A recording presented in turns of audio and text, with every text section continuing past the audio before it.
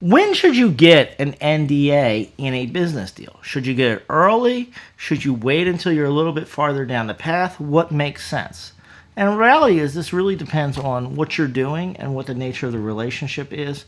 And then also very specific what your company's doing and what confidential information you have.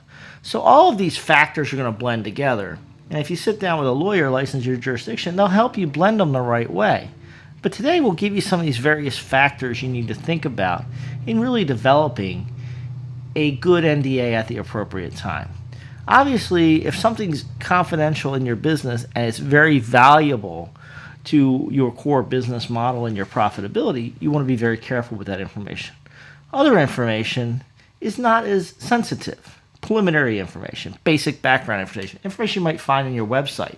There's a lot of stuff that's kind of out there in the public realm or that you freely give to others. Those wouldn't be appropriate for an NDA.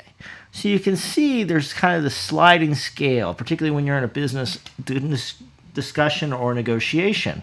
You're probably going to start out a process where, at a point in the process where there's not a lot of confidential information.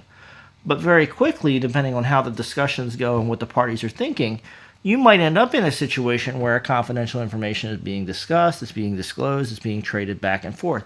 And what you want to do is target that right time to publish or to get the NDA signed, right? So you want to sign it before the real confidential information go out, but not so early that you're going to scare off prospective investors or people who might want to know about your business.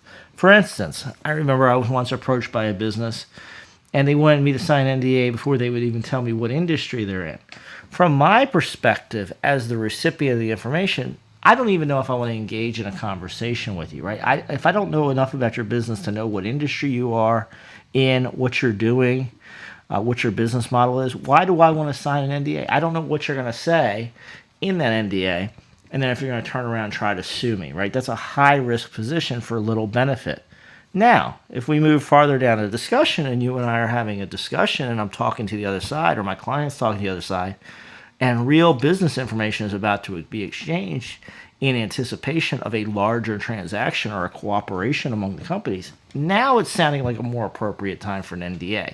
And you can see this is the balance that you and the lawyer licensed in your jurisdiction. And you're going to have to reach that balance, right, of when's too soon, when's too late, how does it all work?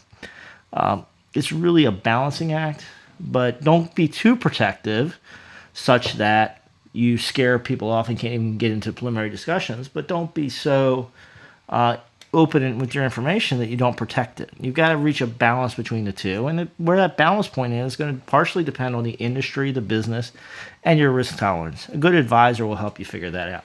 If you have questions about business and business law, feel free to drop them below. Just remember that YouTube comments are not confidential, so don't place any information in there that you wouldn't want other people seeing. But I do look forward to reading your questions and comments. Also, make sure you subscribe to this channel. We have a whole library of videos for you. Go check them out and join me in the comments down there as well. Thanks for tuning in today, folks. Look forward to seeing your comments.